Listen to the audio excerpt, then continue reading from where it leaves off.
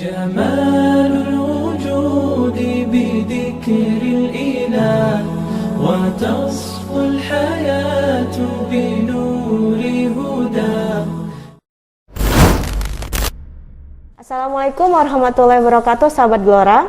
Pada sore hari ini kita berkunjung ke kantor Saudi Airlines, tepatnya di Grand City Hall. Sekarang kita bersama Ibu Sabrina sebagai Branch Manager PT Ayu Bergah. Apa kabarnya Bu di sore hari ini? Alhamdulillah baik. Pada hari ini apa saja sih Bu kegiatannya? Ya basically karena pesawat dari Medan ini belum beroperasi sejak ditutupnya penerbangan umroh, yaitu dari mulai awal Maret tahun ini. Jadi kita pada dasarnya kebanyakan work from home. Jadi jika diperlukan emergensi atau ada case-case tertentu, ya kita beroffice, bekerja dari office. Ya seperti inilah, jadi setidaknya kita membantu tim Jakarta, tim cabang lain, ataupun ada admin-admin dari travel agent sebelumnya atau bagaimana, ya masih kita follow up seperti ini. Berarti tidak semua karyawan masuk setiap hari ya Bu? Ya kita gilir, karena juga kan kondisi corona tidak memungkinkan untuk 100% pegawai untuk beroperasi. Nah, setelah ini masa pandemi ini, gimana sih kebijakan dari maskapai Saudi Airlines-nya? Apakah ada kebijakan tertentu saat untuk kita memakai pesawat gitu Bu? Prosedurnya gitu. Prosedurnya seperti yang sudah tertera juga di websitenya Saudi Airlines, official website kita. Di mana kita sebut kampanye itu Safe Travel with Saudia. Insya Allah pada besok hari 30 September dari pesawat Jakarta itu akan bergerak untuk yang non umroh. Oh, non umroh ya, ya Bu? Jadi kita akan mulai non umroh flight, di mana dengan schedule yang masih tidak setiap hari atau tidak signifikan. Nah, jadi semua protokol kesehatannya itu sudah tertera di website, dan juga yang pastinya harus kita ingat yang utama adalah tes PCR atau swab test itu. Jadi swab test itu kita harus melakukannya sekitar 3 hari sebelum keberangkatan. 3 hari sebelum keberangkatan. Jadi so far ya standar protokol kesehatan itu tetap seperti selalu menggunakan masker. Selalu membawa hand sanitizer. Dan jaga jarak ya Bu, demi menjaga kesehatan bersama. Iya, wajib.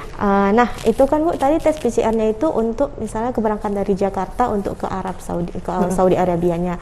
Nah jika misalnya ada warga Arab Saudi yang mau ke orang yang tadi itu balik ke Indonesia lagi, apakah itu harus tes PCR lagi Bu? Iya wajib. Jadi kalau ini kan saya membicarakan setiap penumpang yang bertolak atau berangkat dari embarkasi Cengkareng kan, dari airport Cengkareng, aturannya adalah PCR sekian hari sebelum berangkat. Nah, untuk lokasi tes PCR-nya itu kan di mana aja Bu yang sudah ada gitu? Saat ini karena pesawat kita kan baru dari Jakarta saja, jadi PT Ayu Bergah dalam rangka tes swab ini ada kerjasama dengan Indofarma.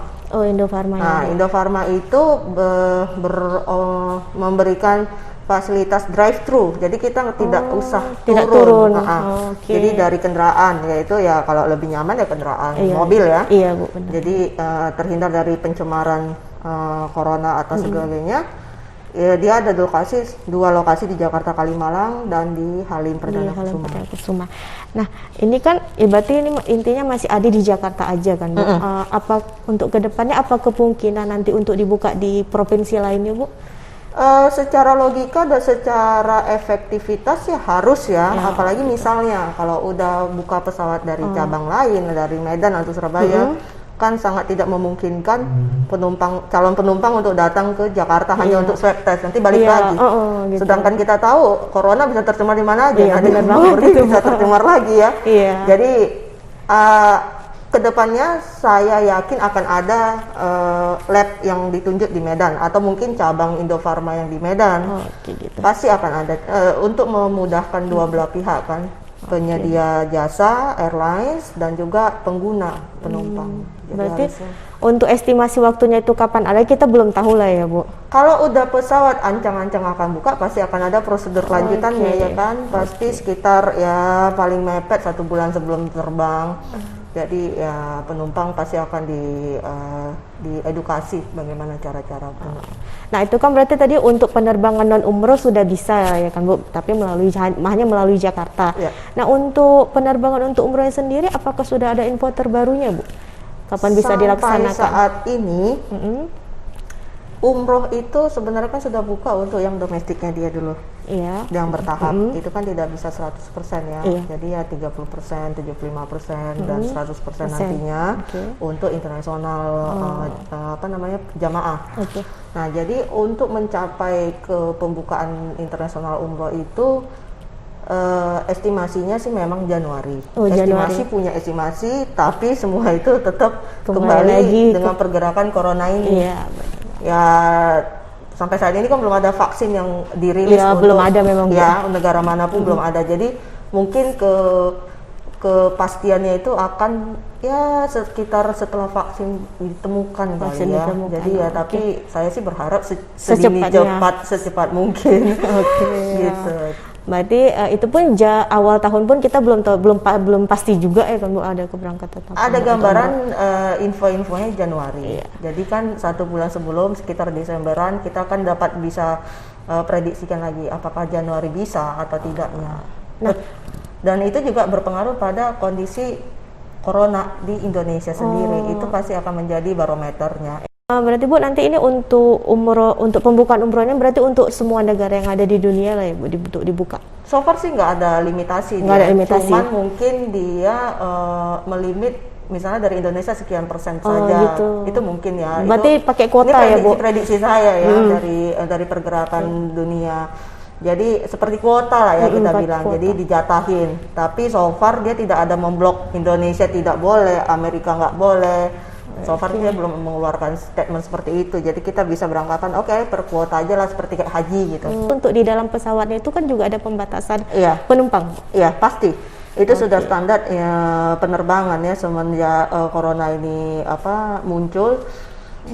Airlines diwajibkan untuk melakukan pembatasan penerimaan penumpang di pesawat. Jadi tidak 100% kapasitas yang bisa digunakan karena perlu diingat untuk menjaga jarak satu sama lain. Nah, kalau kita melihat dari segi biaya kan Bu, segi biaya harga tiketnya, apakah harga tiketnya itu sama dengan sebelum corona atau ada perbedaan? Saya agak meragukan kalau sama seperti tahun lalu. Itu seperti ya kita lihat aja kalkulasinya. Mau penerbangan pun kita perlu untuk swab test. Swab test itu kan memerlukan dana lebih besar lagi gitu. Jadi itu kalkulasinya pasti prediksi saya akan tidak sama seperti tahun lalu. Hitungannya kayaknya nggak kena deh karena kan kita harus hitung juga cost dari pengurangan jumlah kapasitas penggunaan pesawat. Itu kan berarti kekurangan pendapatan oleh airlines tersebut untuk menutupi biaya operasional maskapai juga segala macam, banyak aspek gitu. Jadi tidak segampang itu yang kita pikirkan ya. Nah kan tadi untuk di dalam pesawat itu kan penumpang itu kan dibatasi. Nah untuk teknisnya yang lain itu apakah ada perubahan teknologinya terbaru di dalam pesawat Bu gitu untuk pelayanannya? Ya, jadi seperti yang kita sudah lihat juga itu ada namanya HEPA ya. Jadi sirkulasi udara itu bisa mematikan kuman-kuman yang ada di udara. Jadi itu lebih teknologi yang terbarunya itulah. Dan juga yang pastinya seperti tempat duduk kursi penumpang dan tempat makan itu yang meja lipat itu juga semuanya secara rutin sudah didisinfektan ya. Nah, juga sebelum penumpang masuk dan setelah penumpang keluar. Jadi rutinitas seperti penyemprotan disinfektan itu sudah ada, itu sesuai protokol, itu pasti sudah standar. Jadi saya perlu informasikan semua peraturan standar SOP ini mungkin akan selalu bergerak sesuai situasi dan sesuai kebijakan dari negara Saudi sendiri. Kan kita negara pesawat national carrier-nya ya. Jadi semua itu protokol kesehatannya dan juga protokol kesehatan Indonesia pasti akan saling bersinergi ya. Jadi so far itu masih berjalan terus lah. Ya mudah-mudahan angka positif COVID di Indonesia ini semakin menurun. Jadi biar semakin ada penerbangan lagi dari Indonesia ke Arab Saudi lebih lancar lagi. Segera mungkin, amin. Amin. Terima kasih untuk waktunya sore ini. Sama-sama, terima kasih sudah main ke kantor kita. Iya, untuk pertama kalinya. Iya. Nah, baiklah Sobat Gelora, sekian informasi yang bisa kita sampaikan mengenai penerbangan maskapai Saudi Airlines bersama Ibu Sabrina. Semoga informasi tersebut bermanfaat untuk kita. Saya tutup dengan wabillahi taufik wal hidayah. Wassalamualaikum warahmatullahi wabarakatuh.